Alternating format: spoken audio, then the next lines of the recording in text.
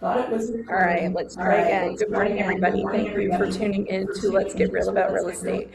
Super excited today to be at the Flight Group in Jacksonville with land acquisition expert Cooper Conley. And I was asked to host this particular topic for people that want to understand a little bit more about what goes into land purchasing. And of course, Flight is a new construction builder here in Jacksonville.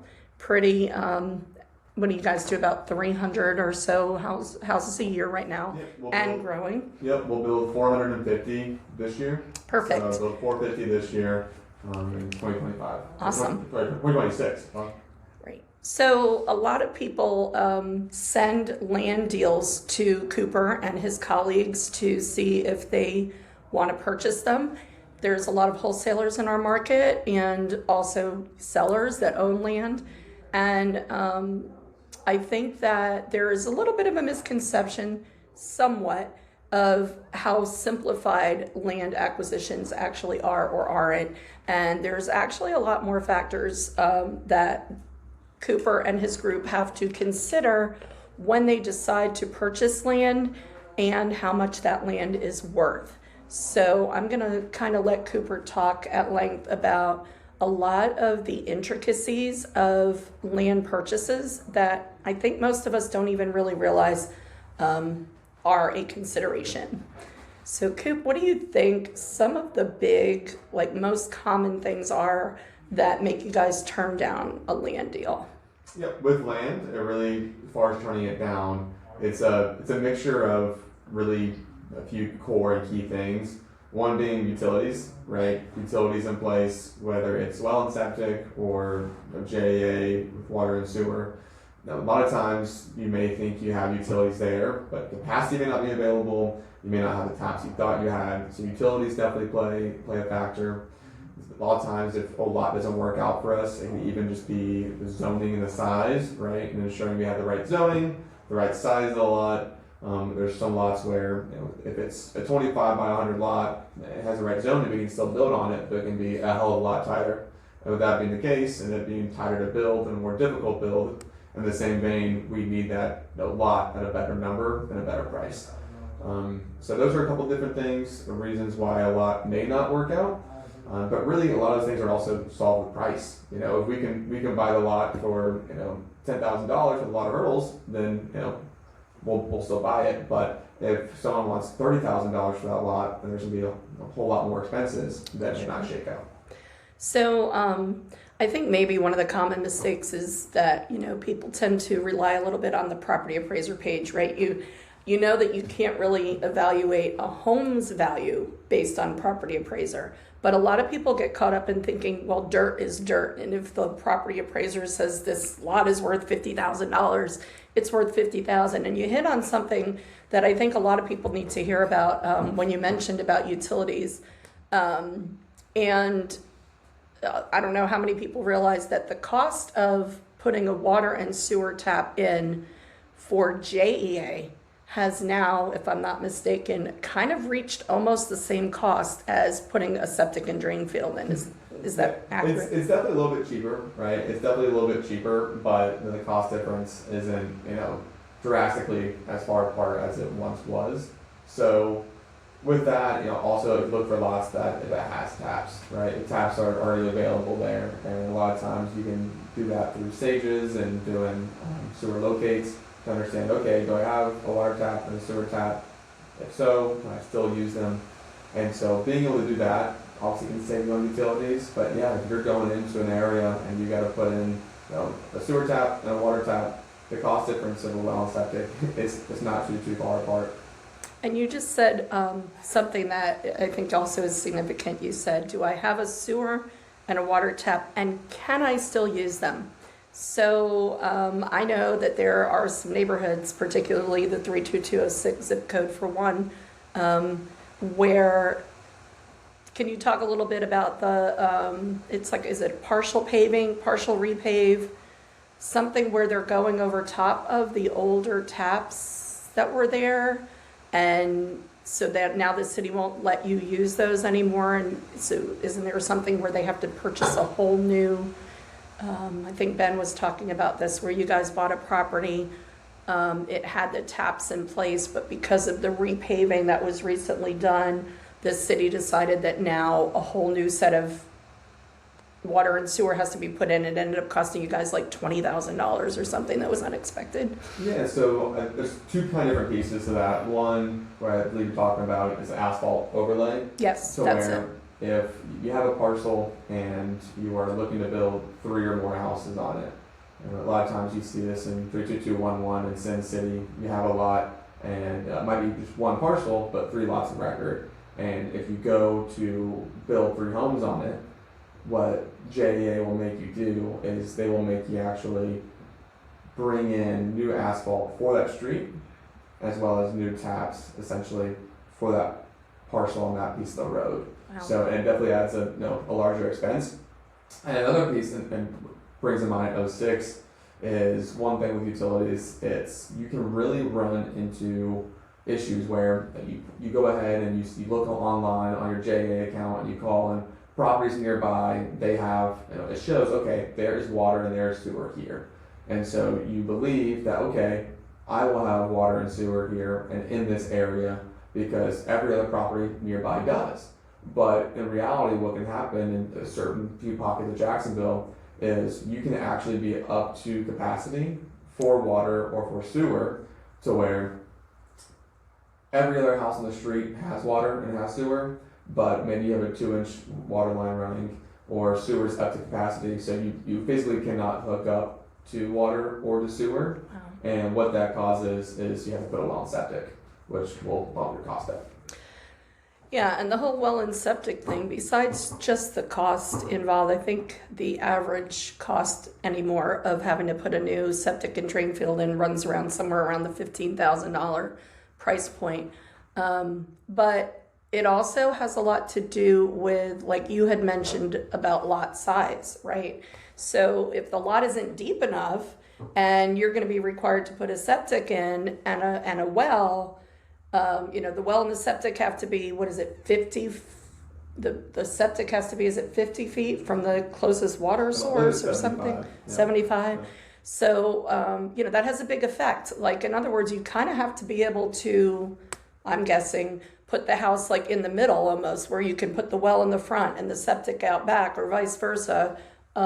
Something along those lines where you'd be able to actually meet the health department requirements for that one. Yeah, those are all things that go into going a lot underwriting and buying lots, especially with working with well and septic. It's something where you have to go and play. All right, if I have this lot and I'm building a house and there's going to be a well and septic being placed, am I at least 75 feet away from the neighbor's well and septic, right? Yeah.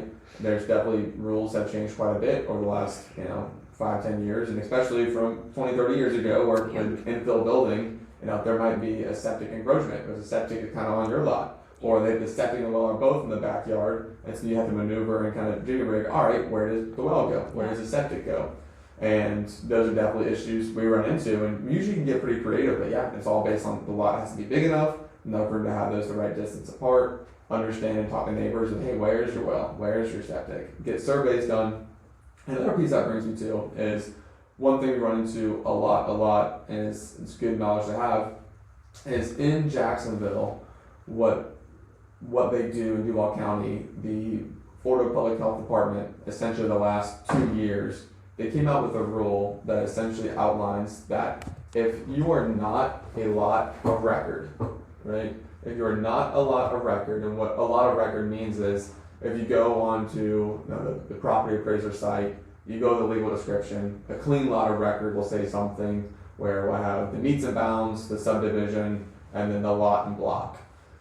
Not a lot of record is essentially, it was not an original plat, so it was not platted, and it's a piece of land that's out there. And we see this a lot within Jacksonville. And so it's not a platted lot of record, and you need a well and a septic tank.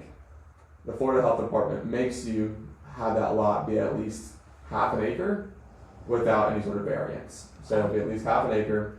And then also, if it needs a well or a septic tank, one or the other, then it has to be at least a quarter acre without a variance.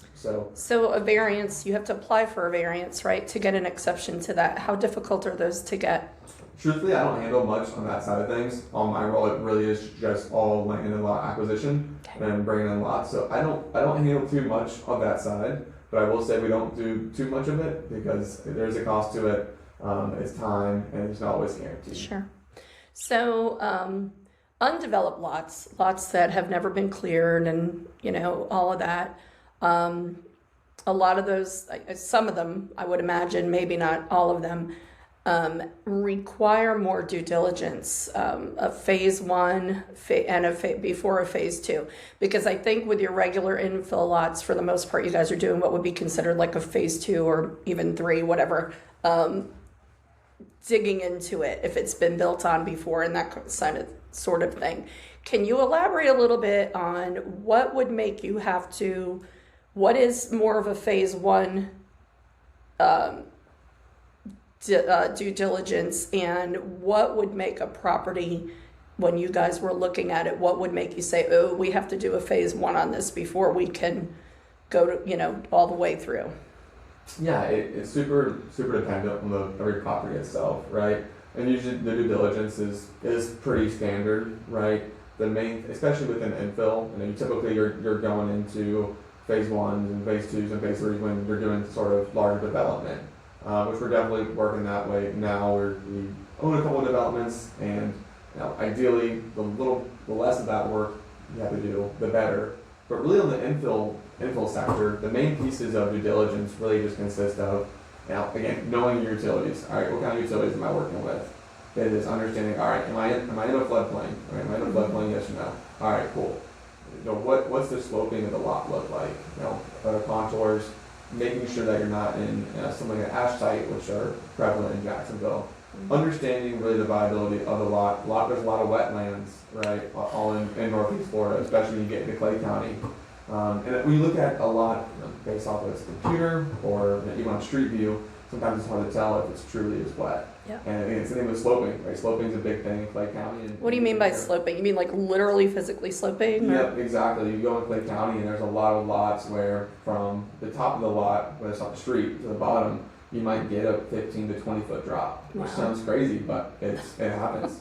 So, and then with that too, it's making sure title's good to go, and also it's understanding, all right, here's my resale price, here's my build cost, here's all the costs that go into owning a lot and building new construction for a 6-month time frame. It's making sure that seeing what we can and can't put there based off zoning, right?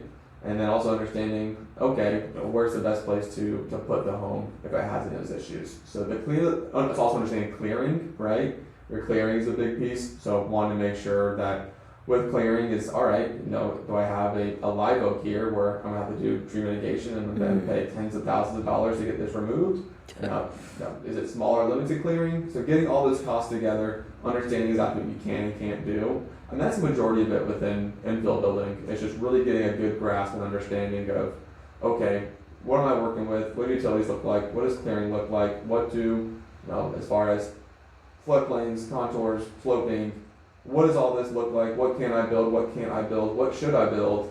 And then making a decision, okay, does this lot make sense? And for us, every single lot that we purchase and we buy, we do an initial underwrite before putting it under contract.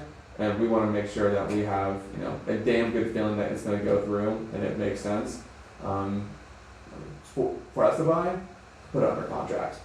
But one thing also is a lot of things, the title come up. So anything that's 06, 08, 19, 54, they'll have title issues. And Jacksonville slaps a whole bunch of nuisance liens and order administrative fines on properties. And some of those we can abate, some we can't. A lot of code enforcement issues within Jacksonville. So we deal with that all the time. That's honestly the biggest reason for having to cancel some lots. It's just what the city puts on the property. They want. I know that they used to be pretty adamant that if it was a lien put on the property for work that had actually been done, that the city paid somebody to go out there and mow the lawn, or somebody got paid to go out there and demo a building, those they wouldn't abate, that you had to pay those. I don't know if it's still the same or not. And then other things you could kind of negotiate on. Is it still $1 for every $2 for new construction? I'm not 100% sure. Again, I don't do too much on that end. It's Okay. more solely focused on acquisition, but it is my understanding they actually just rolled out something that is actually more beneficial to people looking to buy land, looking to build and make improvements. And for those who may not know, the abatement program is essentially if you buy a lot, right, and that lot has, call it $50,000 in nuisance liens from the city essentially says, hey, we will remove the liens on this property if you put work into it and if you improve the property. So in this case, it's all right, if there's $50,000 in liens and we're building a new construction house, we're improving the property. And I don't quote me on this, I don't know for sure, but I believe it's something along the lines of for the first, $2 you spend, you get $1 back. Correct. And then I think we get to a cerend threshold once you spend $50,000. And then it's $5. Then I think it's a 1-to-1 ratio. Oh, So, okay. yeah. Awesome. So you mentioned ash. Ash And sites. Yep. say that again. Ash sites. Ash sites. What would be an ash site, and where are those usually located? Yep. So if you go to, like I said, I'm going to define an ash site first. So an ash site is something where, basically, back in the 1940s, 50s, 60s, 70s, what Jacksonville would do is we had landfills, right? And landfills, people would take trash to landfills. They would burn that trash, and it would turn to ash. And so what they would do is they would go and take that ash, and they would go put it in other areas of Jacksonville, and mostly, lower income areas of Jacksonville. They would quite literally just dump ash in these areas, and the ash would then settle into the dirt. And so with that, what it would do is obviously cause contamination within the soil and the ground, and they came out within the last 20 years and have said, okay, hey, this isn't good, right? We cannot have old trash and ash in the soil when people are building new homes on top of it.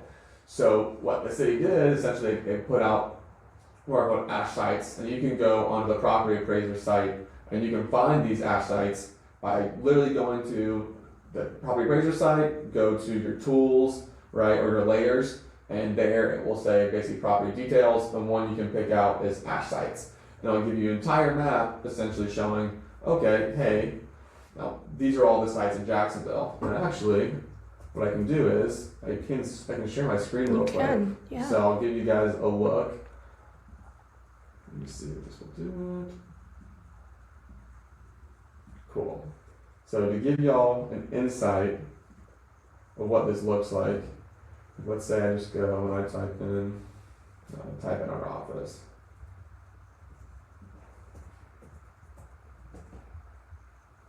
Right.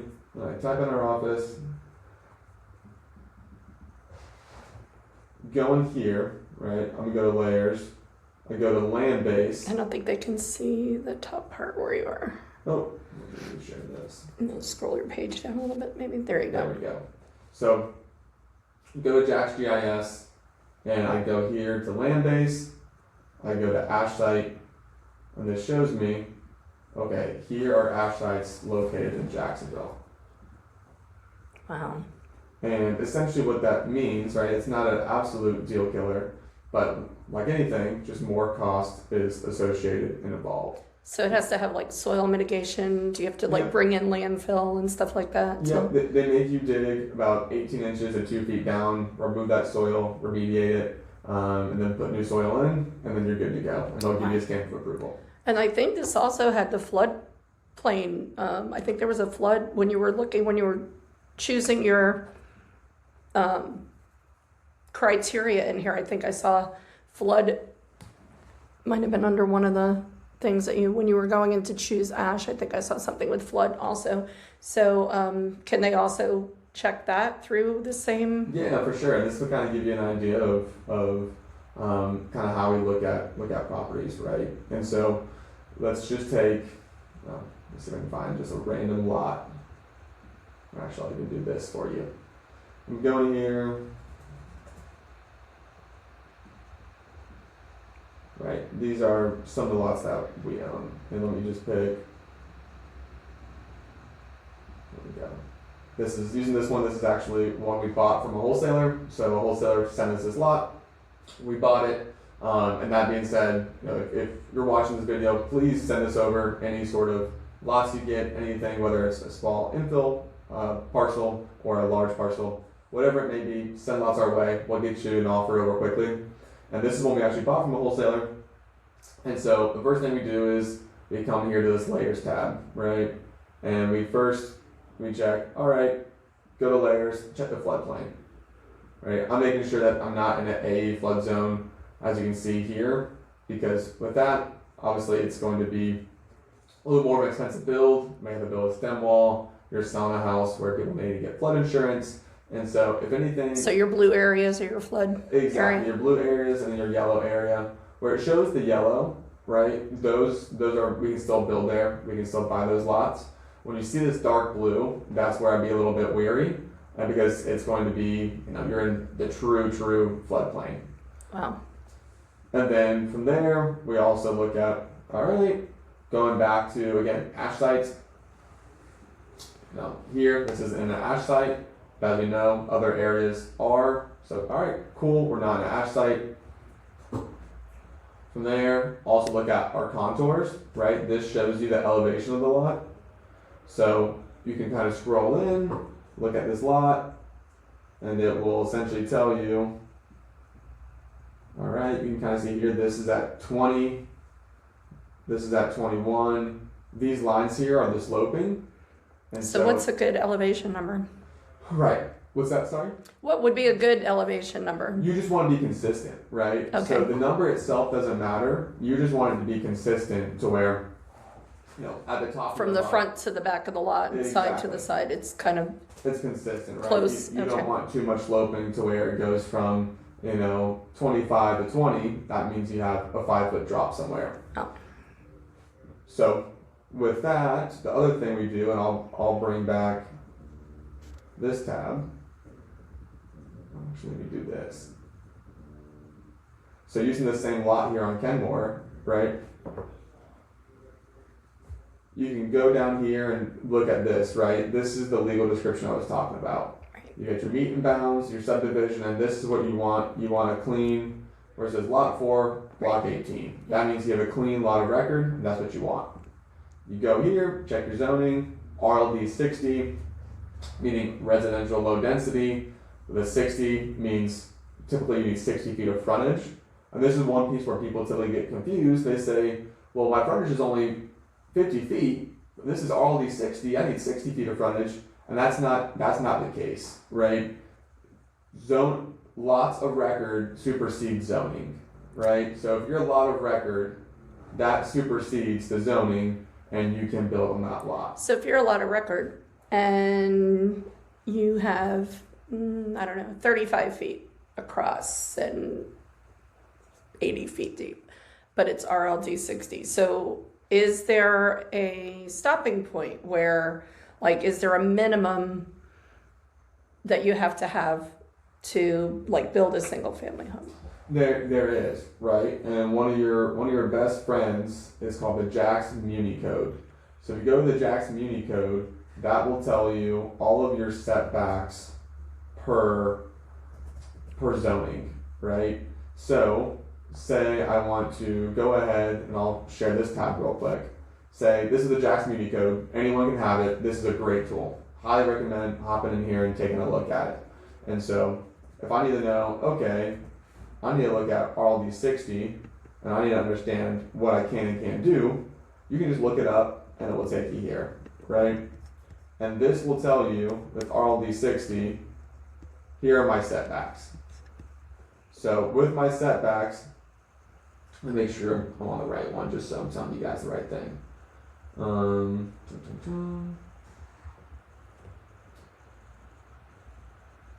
Right? RLD 60 with 60 feet. And that's the requirement if you are splitting a lot. So if you're not a lot of record and you're RLD 60, then you'll need 60 feet of frontage. That being said, right, here are your setbacks for RLD 60. So let's say you have that example, right, of a 35, and just for easy math, let's do 100, right? 35 by 100 lot, RLD 60. What we look at is buildable square frontage, right? So if I go here, I usually start off with the sides. if I have a 35-foot lot with 35 feet of frontage, that means the side, I have to have 5 feet On each of side. setbacks, exactly, on either side. Okay. So 5 feet of setbacks on either side, and that takes my buildable square frontage, right? To 25. Exactly, Mhm. right? My buildable frontage, it goes from 35 to 25. Okay. And then I have 20 feet of a setback in the front. So then with that lot, that 100 then reduces down to 80, and on the rear, right, that's 10.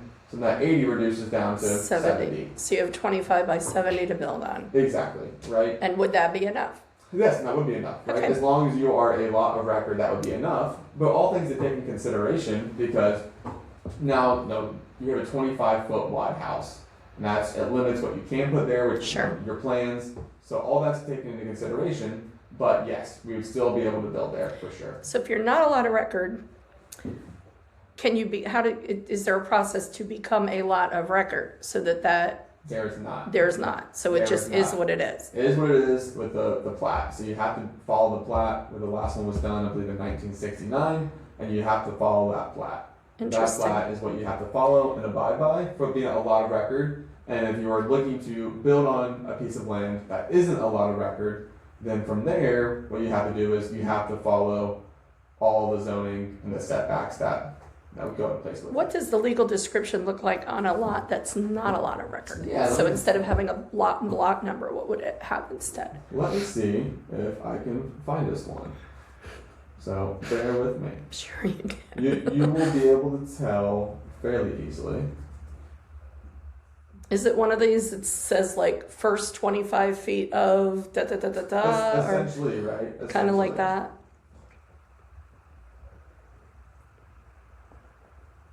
But maybe not always, because that still could have a lot number, I think.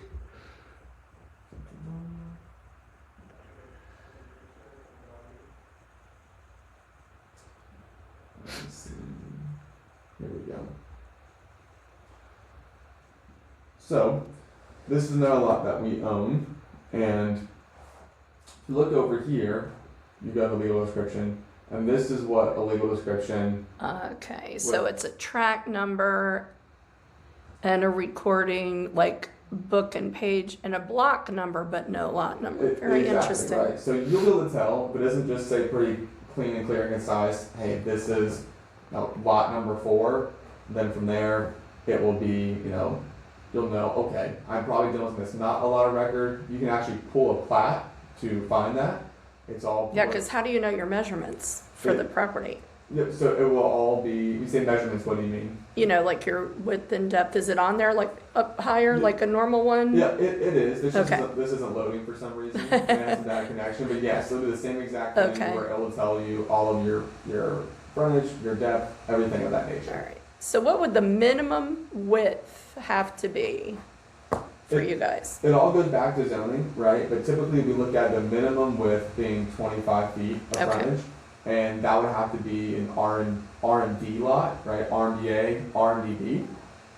Because with their setbacks, it's a little bit different. Okay. Right, so with third setbacks, they're going to be smaller. So what we can do is we can go back to our Jack's Community Code, right, and pull up our handy dandy friend and see. Okay, let me see if we can find the setbacks here.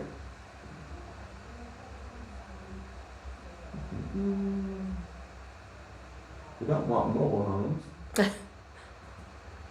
Yeah, maybe you do. right? Can you put a single family on a lot that's zoned for a mobile home? A lot of times you won't see that. I'm not quite sure. We've never come across that. Funny enough, No, now that you said it.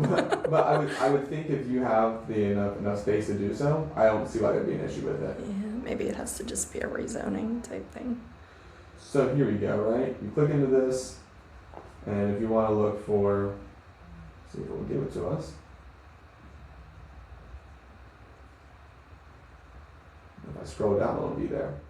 This tells you exactly what you can and can't do, right? When you have residential medium density, RMD, this tells you what you can do. So single family dwellings, in some cases, if you have enough space, you can do multifamily, like duplex, quad.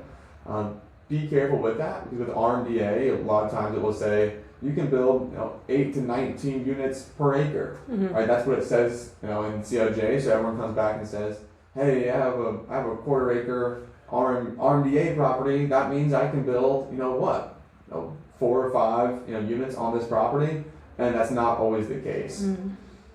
So, right, here are the setbacks for single family, right? RMDA, you want to be at least 40 feet width, 4,000 square footage, and you can build on smaller lots.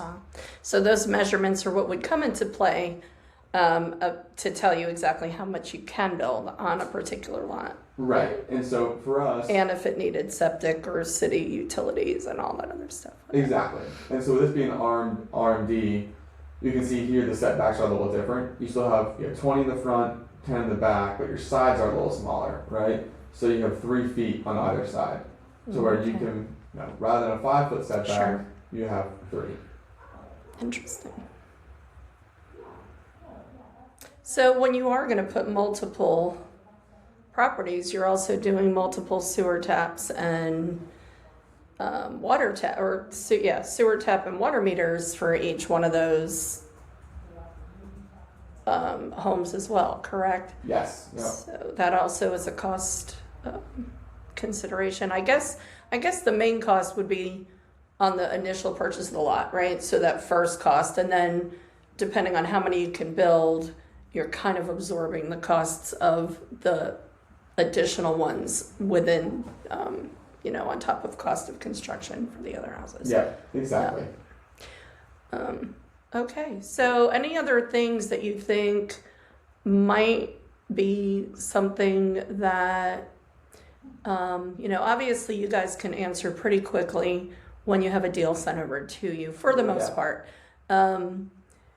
What if you were the one out there acquiring land from the landowners, if you were wholesaling the land or, trying to connect the buyers with the sellers, what would be would there be anything specific that you would recommend that they say to these sellers or explain to these sellers when they, are looking at these deals and pricing them? I look at it to where we use us as a resource, right? We have a team of about 6 of us that are out and acquiring lots.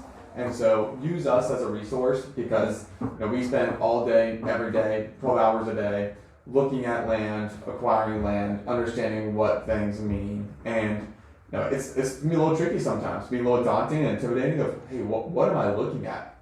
What does this all mean? And so what we do is if you're looking to, whether it's purchase a piece of land for yourself or wholesale a piece of land, give us a call, right? Give us a call, say, hey, Cooper, I have this lot, what would you do with it? What do you think the right price for this is? What would y'all pay for it? Right. The last thing we're ever going to do is go behind your back and try to acquire that lot. Right. Jacksonville, Northeast Florida is just way too small of a town to do that, especially in the real estate community. And that's just not the right thing to do in general, right? Last thing I'm ever going to do is want to poach anyone's deal or opportunity. So for that, send it over to us. Ask us how much we pay. We'll give you firm offers so you can take that back to the seller and work your angle. We'll give you some coaching tips if needed. Or you have a good gauge of a lot you personally of what you should buy it at. And people do that with us all the time, right? All the time people reach out and say, hey, Cooper, what would you pay for this lot? I think in this presentation I had 2 people actually go ahead and do that just now. Say, hey, I have this lot, what would your number be, right? So feel free to do that anytime, and we can give some guidance and insight of, hey, this is what we pay, this is why, here's some ammunition to go back to the seller and use. And the property doesn't necessarily have to be completely vacant. It can have a house on it that maybe needs to be torn down and demoed and done away with. For sure. It can have a mobile home on it that has to be hauled off and trashed out and taken away, or anything like that. And the same thing applies. Just as the more information that you can give to the guys at Flight, that you can give to Cooper when you find out about this piece of property, the more you can get from the seller as far as, are there any structures on it, because what you see on the property appraiser site isn't always accurate. Even what you see when you drive up sometimes, unless you physically go walk the whole thing. Exactly. I had a friend purchase a piece of property in Middleburg, and it was on like 1.5 acres, and he got a great deal. except that the backyard, like you stepped outside this mobile home that was on it, and you went about 10 feet. And if you were up north, you'd have a great sledding yard to go sledding on in the snow, right? And so later on, I mean, it worked for him. He bought it, he did a little bit to it, he rented it out for a little while. And then he called me and he wanted to sell it. He wanted to pay off his lender and da, da, da. The other thing is, this was on this dirt road with huge, that's another thing. What is the road frontage like? Do you have a good paved road all around this? Is it landlocked? We haven't even talked about that, but I'm going to let Cooper talk about that in a minute. This thing was on this dirt road, and that's okay, except that this dirt road was like a ride at Disney. There were huge pits of like that you had to drive into, and there was it wasn't like here where the city's going to come out and fix it. Dirt roads, you're kind of on your own. The city's not going to come and do all that. And when I put it out there, a wholesaler reached out and he was going to sell it to Jeff. And Jeff had signed a contract with this wholesaler, sight unseen. And I called Jeff and said, you don't want this. You're not buying this. You're not going to be able to put a house on this one. So there are some that it has a mobile home and you can haul it off and sure, you can build a house. This particular one, I knew he wasn't going to be able to do that. So those are some things, like the more valuable you can be, I feel like it's more important to be knowledgeable about what you're doing and so that you're not wasting your time, so that you're not wasting Cooper's time, and you're not wasting your seller's time. These tools that we're giving you in your toolbox are going to make you more valuable. And if you become the person that understands, we don't expect you to remember all this stuff or go dig deep into every single lot. They do that for you.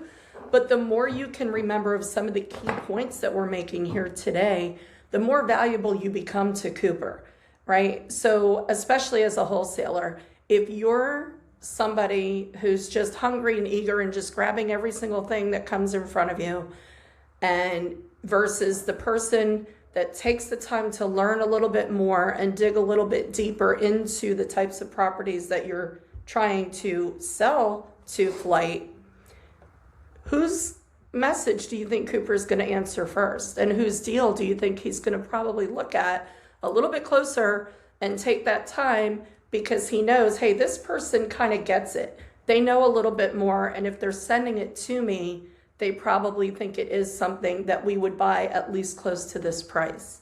So there's that piece. Make yourself valuable. Add value to the person you're trying to sell to and the person that you're trying to sell for. But landlock, Cooper, what does that mean? Yeah, I would say to that too, Myrna, that as far as adding value by all means, right? And that being said too, we are also here to help coach and train and pour into as long as you have the right mindset and are willing to learn. By all means, we're willing to help you every step of the way, and don't look for anything in return, right? I look at it to where, if we look at and underwrite 100 lots together and none work, that's okay, because I got faith that the next one is going to happen and continue to build a good, strong working relationship with each other, right? And they're going to refer you for business to other people too, because they're going to be like, these guys are great. They always help me. They always, right. Your reputation is so valuable in this business. No doubt. I see Helen has a question saying, Cooper, say the lot has electric at the street, but not on the lot. Would that be okay for the buyer most of the time? And yeah, it would be 100%, right? Because the lot itself is not going to have an electric hookup, right? If you're looking at JEA in Northeast Florida and Jacksonville, there's not going to be electricity at that lot already because it's a vacant lot, right? But more often than not, with any public maintained street in Jacksonville, you're going to have electric available. And a good thing to do is you can go on the JEA website, go to a couple of houses nearby, right? Go to add service, pretend to add service, see what's there. You can call as well and say, hey, is there electric, water, and sewer available at 123 Main Street? If they say yes, then yours at 125 Main Street probably has it as well. Or they say no, you may not. What if it's like, I don't know, let's say there's a lot way down at the end of a street and there's a lot of vacant property surrounding. So the distance to the nearest electric pole that somebody has is pretty significant. Does that change anything for you guys or not really? It's all part of due diligence, right? And same with water and sewer. If you have water and sewer 300 feet away, not at your property, yes, you can connect to it, right? But you have to get with JEA. One, I shouldn't say yes, you can. First, get with JEA to see if you can, and if you can, there's a cost with that, right? And it always comes down to there's going to be a cost associated with running it 50 feet, and also 500 feet, whatever it may be. So. Gotcha. I will show you, I'll show y'all this, right? I'll share my screen real quick to talk about, just looking at things being potentially Landlocked. Yeah. Exactly. Yeah. While Cooper's doing that, another fun little thing that you could potentially, only probably won't happen too often, when we think about wildlife, right? And I don't know, probably as the wholesaler you wouldn't find this, but the builder might. But if by chance you do stumble on it, if you see big mounds that look like tunnels and things like that, gopher tortoises are an endangered species as far as the state of Florida. So this is going to sound funny.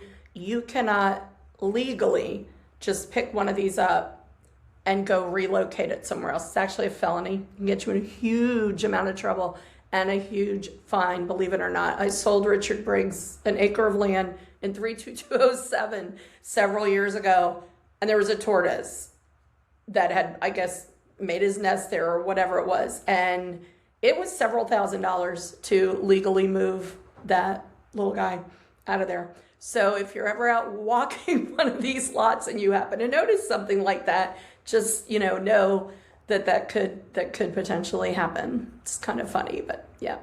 Anyway, I think Cooper's ready to talk about landlocked. No, all good. And so looking at this, right, this for it being access, right? Couple of things we look at to make sure this works, right? Access, it sounds super simple and super easy, but this is one of the most important things you can have is just understanding and making sure your lot has access to it. And what do we run into? Asphalt roads, dirt and gravel roads, easements, paper streets, and it being landlocked. So what is a paper street and what is an easement? Yep, so we will get there. Okay. So looking at this, right, just taking you through a couple quick examples. Now this is a asphalt street, right? Your best friend when looking at access, pull up the Jack's GIS map, go to Google, basically Google Street View and Google View, take what we call the little yellow man, drop him on the street, and look around, right? Look around, see what's around you. Good way to also see the area which you're working with. But see, okay, here's my lot. Do I have access to it? Am I able to get to the lot? And most asphalt roads, and if you see your little yellow man, you look at your lot and it's there, you're good to go, right? So asphalt road, access, 2 thumbs up. So next one, right, a dirt road or a gravel road. As we know here, right, if you get a dirt road, you can still build on it, right? Not gonna have any issues building. But what you need to look at is, okay, when I am building that property, getting a bunch of trucks down this little road, is that gonna be difficult? Yeah, for sure. Also, when I go to resell a property, right? How much less than my value gonna be for selling a house on a dirt road versus a paved road? That's the same to look at all the time too, is the value of asphalt road versus paved road. That's a lot of times in Clay County as well. Sometimes, if this isn't city maintained, you have to maintain the road. So a lot of things go into it. But if you're on a dirt road, you still have access, but definitely think about how that's going to affect your resale. Then a paper street. This is really crazy, right?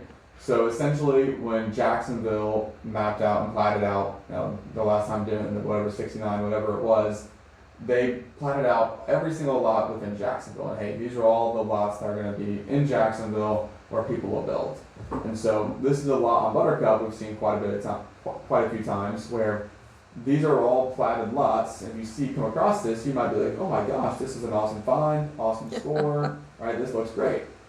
But if you go on the street view, this is what you see. You're going down this street and it's a dead end, right? It's a dead end. Because essentially what ended up happening is the street right here on Buttercup, it goes to the left, and as you can see here, it goes to the right.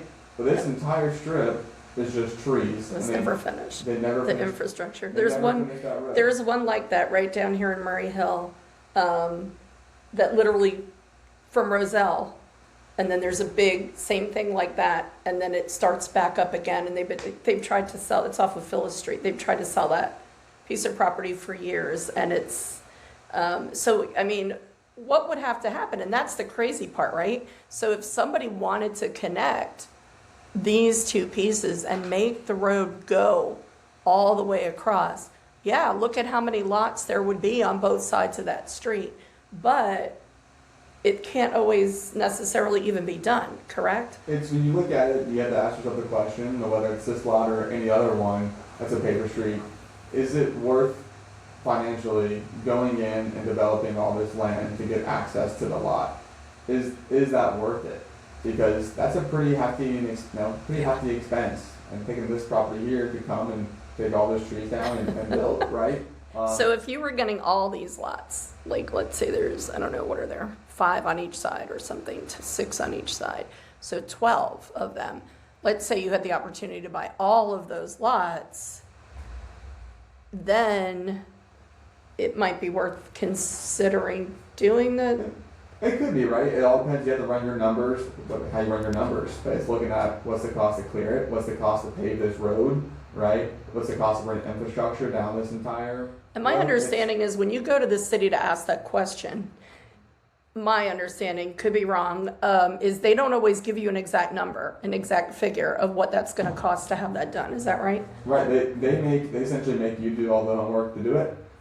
They will pay for 1/3 of it. So if you do the effort to do it, they'll pay for 1/3 of it. Wow.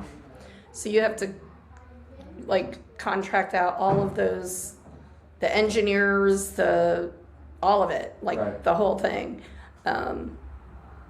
Wow. So that's weird. So that's paper streets, right? So definitely, if you have any questions on those, let us know.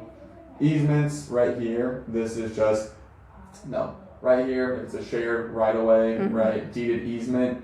You might see a little skinny strip, and it brings you back to your lot. You can still build there, right? Want to make sure it's deeded and you have proper access legally. And also think about the resale if you're driving past this to get to your house, right? Some people may not want that. And then the last piece being landlocked, right? With this, use your little yellow guy. If you drop your little yellow guy here and you don't see anything, a lot of times it will be landlocked. And you see this lot here, maybe someone's trying to sell it to you for $5,000. You're like, oh my gosh, it's a great deal. But you don't have any access to it, right? This guy's essentially extended, mega backyard. So basically one of these people would have to agree to an easement. Not even. It's pretty much landlocked, right? Okay. You have houses on this side. If you want to try to do something back here, maybe. But a lot of times, these lots are just truly landlocked, and you can't do much with them. Yeah. Do we have any other questions? I see there's like 5 things in the chat. Okay. There it is. Okay. You did the electric, having to pull permits. What is Rashawn's question? The lot doesn't sell quickly. What's the most likely reason? I think it's dependent, right, on a handful of factors.